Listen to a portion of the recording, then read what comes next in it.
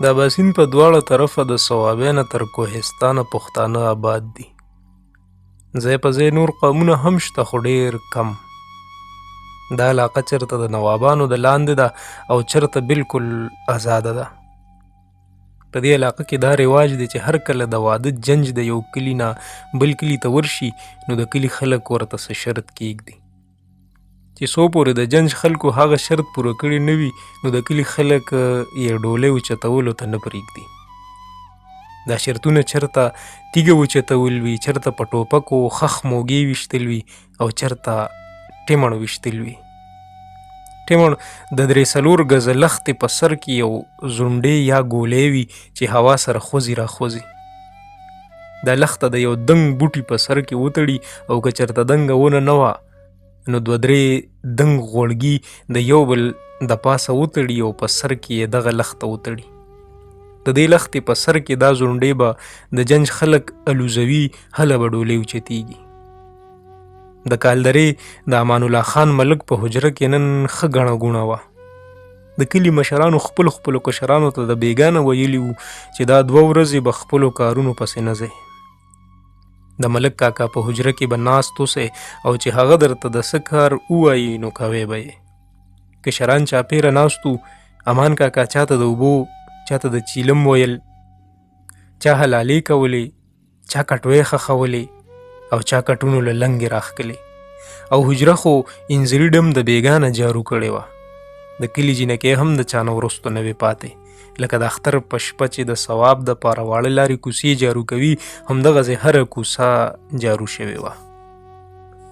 امان کاکا هسې هم د نیم کلي مالک و. خپل همسایه او زمیندار یې دومره وو چې د جنجیانو مدار یې په ښه شان کولی شو.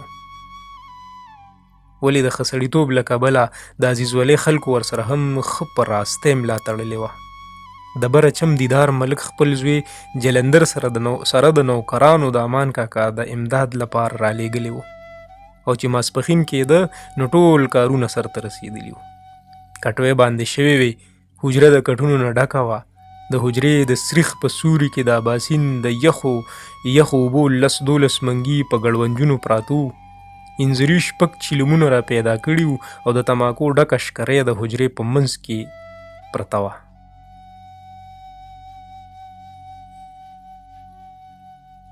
د بانو واده سو چې د کلي ټول نر ښځې په څه ناڅه کار لګیا وو. چا کټونه بڼل، چا نکریزې خوشتولې، چا د ګلونو امیلونه جوړول، چا اوړه غږل او چا روټۍ پخولې. دا ځکه چې یو خوا امان کاکا ډېر ښه سړی و او بله بانو لور یې ډېره اشرافه او ښایسته جینۍ وه. د وړوکوالي نه تر پیغلتوبه پورې ورنه چا څه ګډه وډه خبره نه وه اورېدلې. بانو باندې که یو طرف ته د ګودر مازیګرۍ ښایسته کېدو نو بل طرف ته د کلي د جینکو لپاره د حیا او د شرافت نمونه وه. بانو د کالدرې د ډېرو زلمو د زړه درزا هم وه. ولې پښتانه زلمي چې پردی تورسرو ته نیغ کتل هم لویه ګناه ګڼي او بیا د هغه پښتنو چرته چې څوک د زنانه په تش آواز د قام دښمن شي، کور یې وسوځوي او سره د ټبره شړونکي شي، هلته مجال د چا څه دی چې د دې پردی تورسرې ته په بد نظر وګوري. د پښتون دپاره د لور خور واده د غم نه کم نه وي، ځکه خو ټول خلک امان کاکا سره په دې غم کې شریک وو. ولې غم هم قسم قسم وي. په امان کاکا او د هغه په خواخوږو یو شان غم او په اکبري ګجر بل شان غم. امان کاکا سره د جنجانو د دار و مدار فکر او اکبري سره دا فکر و چې سبا به د هغه د خوبونو ناوې د کالدرې د جونو میرا د عمر د پاره د شیرکوټ په قلاګانو کې بند شي. د کالدرې د ګودر سینګار به تاله واله شي. د بالکو او د بنګړو د شړنګ سره سره به د ګودر د غاړې هغه ملکوتي نغمې هم خلې پلې شي. د مازیګر لمر به بیا داسې ځلانده نه راخیږي. د پیغلوکو مستې خنداګانې به بیا په زړه کې لارې نه جوړوي او بیا به زه د څه دپاره په مازیګر کې میخې د اوبو څښلو په بهانه ګودر پلو باسم. په دغه سوچونو کې ډوب د اکبري چې زړه کې څه خیال راولاړ شو، د کور ووت او نیغ د امان کاکا حجرې ته ورغی. هلته د دیدار کاکا زوی جلندر هم ناست و. اکبرې جلندر له ورغې څه پس پس یې ورسره وکړل او جلندر بیا امان کاکا ته ووې ملک کاکا دا کشران وایي چې د دې سریخ په سر به ټیمن لګوو.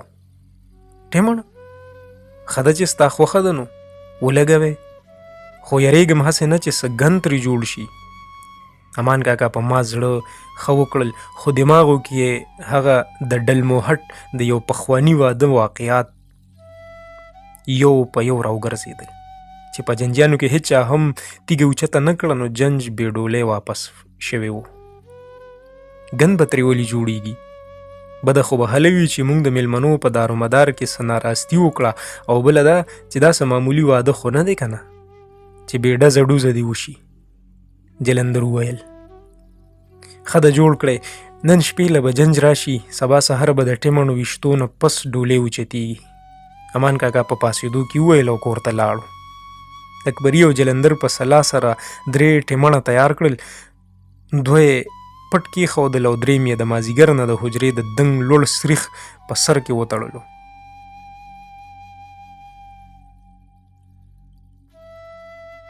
د ماښام په تروږمۍ کې د شیرګوټ د خانانو جنج د تورو ډولکو په ډنګ ډونګ کې، د کنجرو لختو په شړنګ شړونګ کې، د ټوپکو تماچو په ډزو کې د کال درې په کوڅو راننوتو، داسې په ناتار کړنګ کړونګ شو چې هغه ټپه هم دې وخت پورې چا کړې وه.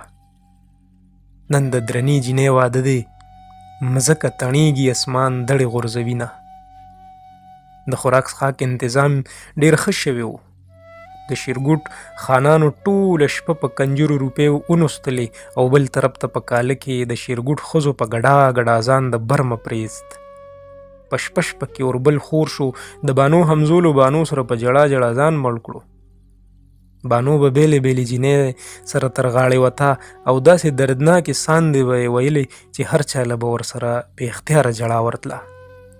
بانو به په جړا کې خپل ورونه او ګودر ډېر ډېر یادول. پېشمني وخت ټول خلق قلارو، خو یو اکبرې و چې لیمونه یې خوب تښتېدلی و. نه ورله په کټ کې ارام ورتلو او نه په ځمکه. د اکبري په زړه یو داسې اور لګېدلی و چې نه یې مړ کولی شو او نه یې چاته ښکاره کولی. یو خو پښتو وه او بله دا چې اکبري و هم یو غریب سړی. د امان ملک د لور خیال هم د هغه زړه کې نه و راتلل پکار، ولې زړه دی چې ورشي بیا ورغلی وي. د اکبري په زړه کې دا یو غټ ارمان و چې زه لمبه شوم او بانو هډو خبر هم نه ده. اکبري ډېر سوچونه وکړه خو هېڅ بناور نه راغله. چې خلک دم شو نو اکبري په تیاره کې غلې غوندې د حجرې سریخ ته وختو.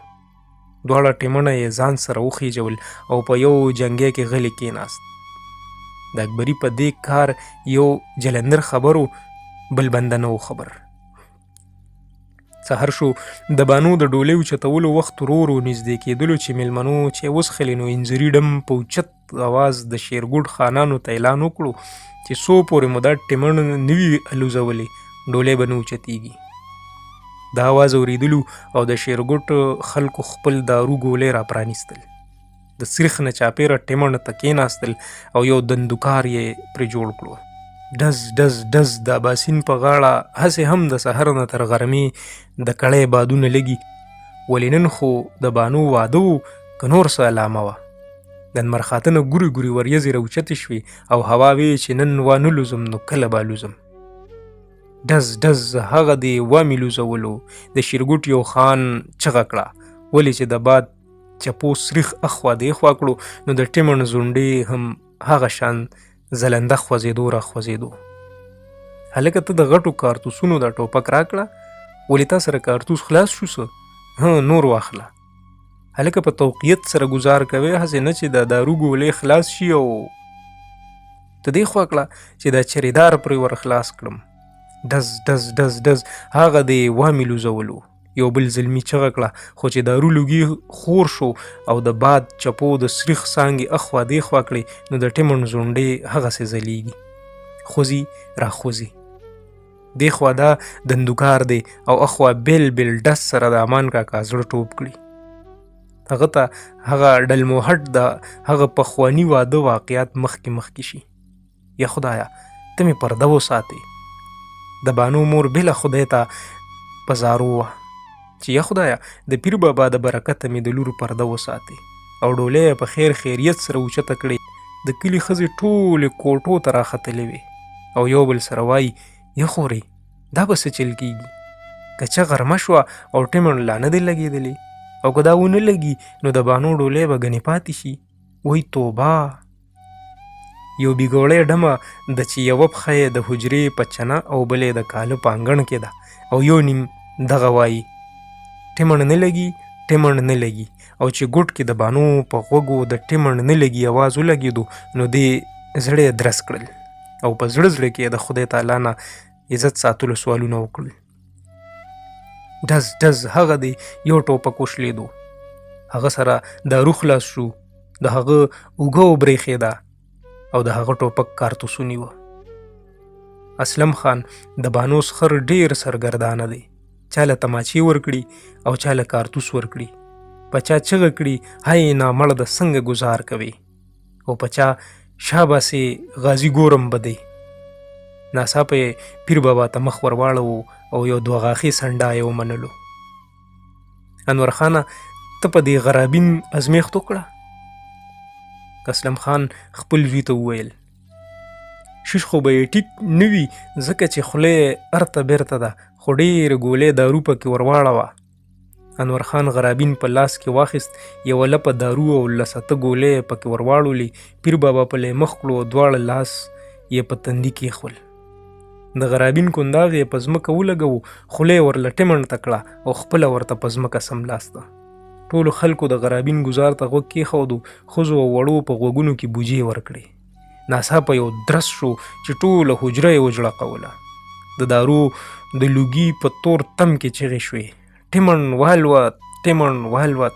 دمان خو هسې هم تیار ناست و، په ډولکو نغارو یې شروع کړه، کنجرو میدان ته راودانګل او چې دا ړومبی ټپه یې وکړه نن د درنې جینۍ واده دی، مځکه تڼېږي اسمان دړې غورځوینه. نو په وینو سور سالو اکبرې د سریخ د سره راخلاص شو او د حجرې په منځ میدان کې را پرېوتو. د ټیمن ډنډه یې سینې پورې کلکه نیولې وه.